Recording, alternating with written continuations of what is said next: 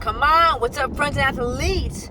Guess where I'm going? I'm going to the gym. So I was like, let's tune in and chat.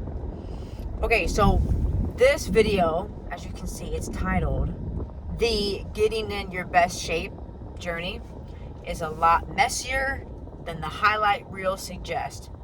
I heard this quote and I just loved it. It was like, people that will cheer for you at the beginning of a race and at the end, but in the middle, that messy middle, is just where you're in there fighting, putting in the work. And I feel like that journey for getting in the best shape of your life, right? Best shape of your life, whatever you want to call it. A lot of it is that messy middle that nobody talks about. You'll see someone's transformation. They started here, they ended here, and it's like, wow, amazing. But nobody talks about that middle. So we're going to talk today about that middle area. And it's a lot messier than you think. It's not just like this, ooh, all this progress, ooh, so easy, so smooth, right? It's more like this, hills and valleys. Whoa. You know, you feel like, am I even making progress sometimes? And I'm going to share about my story here. So when I got a coach, okay, I would never intended to do bodybuilding. So what kind of got me into this whole fitness journey, getting in better shape, was this. It all started with this fitting room mirror. And we all know how much those fitting rooms just suck. Like the lighting sucks, the actual mirror. I mean, it's just, you go in there and you're like, is it me? Is it the clothes? Is it what I'm putting on? I always say it's not you, it's the environment. It's the lighting, it's the clothes. It's like, you leave and you're like, I feel bad about myself. I don't even feel good about myself, you know? But it's what I needed. So I went in, it was summertime. I was in Oklahoma City at the time, and I thought it's time to get some bikinis for summer. So I get a couple cute suits. I go into the fitting room. And this one, what an epic one. It had 3 pane mirrors. So it had these 3 massive mirrors, right? And I was like, okay, this would just give me a nice, well-rounded perspective, a good view of these suits, you know? So I try the first one on, and I'm like observing the front. Then when I turned around, and I had seen like my back, my butt, like the whole view, and even from the side, I was just like, is this the best we can do? It wasn't like a perspective of, oh, I hate myself and I'm so ugly or anything like that. It was just more like, you know what? I can do better. Why am I settling for this? You know, when you think about life, most people just live average life, average mentality, average physique. And I just thought to myself, not me. Like, I don't like to live anything average. Like, I want to be my best self, always pushing for bigger, for better for me. So that was my just wake up moment, you know? Sometimes how people will say, I'll start Monday. That was my Monday moment. I was like, I need to make a change right now. So I went home. I didn't even buy a suit. I said, forget this. I need to get in better shape, and then I'll buy a good suit. So anyway, I started looking up things to try. And I remember I was following Rachel Dillon. And I think most women, right? This was back in 2018. And, you know, it was all about the butt. It's still kind of all about the butt anyway. But so Rachel Dillon was doing like a 6-week challenge. I was like, perfect. I'm going to sign up for this 6-week bikini challenge. I'm going to take this seriously. Let's go. And I did. And to be honest, like, I actually did get good results from it. The problem was I didn't learn anything about food. And so I got these results, and then probably, I don't know, like a month to 6 weeks, maybe 8 weeks later, I like gained all the way back. And I was like, well, shit, I just put all this hard work in. I literally was so paranoid about the food thing, and I wanted to make progress so bad that at the time, she would just give you like a basic meal plan. It was like, okay, here's your 3 meals for the day and like a snack. And it gave you like the macros, but it was like the same plan, like the same meals. So I ate every single day. I ate the same thing for 6 weeks. Meaning I ate the same breakfast, the same lunch, the same dinner, the same snack. I never strayed from that. I didn't eat out. I didn't do any of it. So I got good results, but again, then because I didn't learn anything about food and what macros really were, or really understood them, I was just like tracking and weighing things, but I was like, how do I actually do this with freedom? I gained everything back. And then I said, okay, this didn't work. I need to get more serious. Forget a challenge. I need to get an actual coach. Well, at the time, Muscle Nation, they advertised Rachel Dunn and Hattie Boydell as like a pair sometimes on some of their apparel. I was like, who's this Hattie Boydell chick? And so I looked her up, and I mean, talk about a beast, like muscled out, strong, disciplined. I thought, I said, now, I like this lady. I don't know much about her, but just by looking at her, she seems to embody discipline, embody like who she says she is. I want to look more like her. Seems like I could learn something from her. Let's go. So I fill out the application. I'm sitting. Then I didn't hear anything for a few weeks. Then I'm sitting poolside. I get this phone call, and had this cool Australian accent. I was like, here we go. This must be part of her team.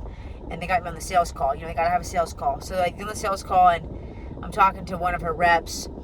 And I remember when I went to sign up for it, because anytime you invest in coaching, whether it's fitness coaching, business coaching, I don't know, any kind of coaching, your sport, whatever you do that you need mentorship with, it's going to cost you, because you got to have some skin in the game. So at first I was obviously really excited.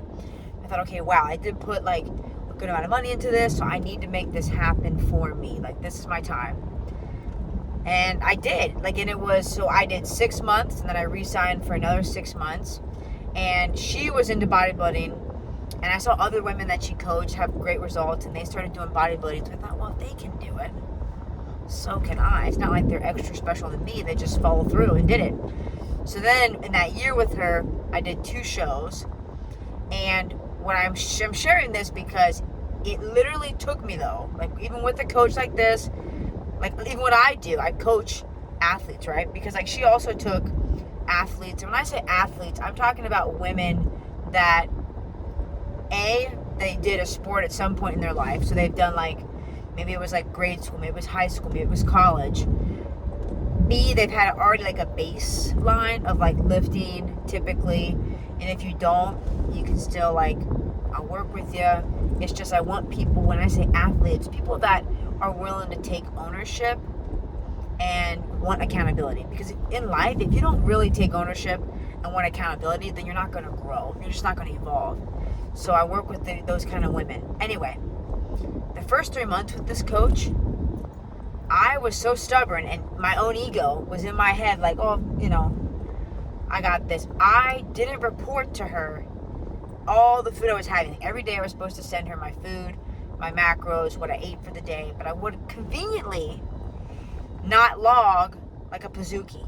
Now, does anybody know what a Pizookie is? It's a pizza cookie. It's delicious. It's think of a cast iron skillet, big old cookie with ice cream on top. I was having once a week, bro, at least, I think. I don't know. I was in my 20s at the time, so it was I could get away with a little bit more, than I can now. But anyway, so I'm not tracking this. We're 3 months in together, and she was like, Katie, I don't understand. Your physique should be changing more. You're doing great with these workouts. You're really getting strong, but your physique is kind of the same. So I was the jig is up. Now I gotta tell her, And to be honest, I don't think I actually told her directly that I was eating Pizookies, but she did say, I want pictures of all the food that you prep. And so once I knew I had to take pictures of the food, I was like, okay, the jig is up. Quit in a way self-sabotaging here, and just follow the program, cut out the Pizookies, and just do the damn work, So, and then I did. And then I ended up doing 2 shows, got my transformation, and and now I help people do the same thing with a little physical therapy twist if you're in pain. So, but my point to all this is, again, the journey wasn't like this. I didn't get a coach and it was so easy, and my progress was just so easy to fix everything and change behavior. No, changing behavior is hard, having to reframe how you think, how you feel about food, how you show up for yourself, to learn how to stop negotiating with yourself and actually, again, just follow through and execute what you need without getting in your head, overthinking it. It's hard.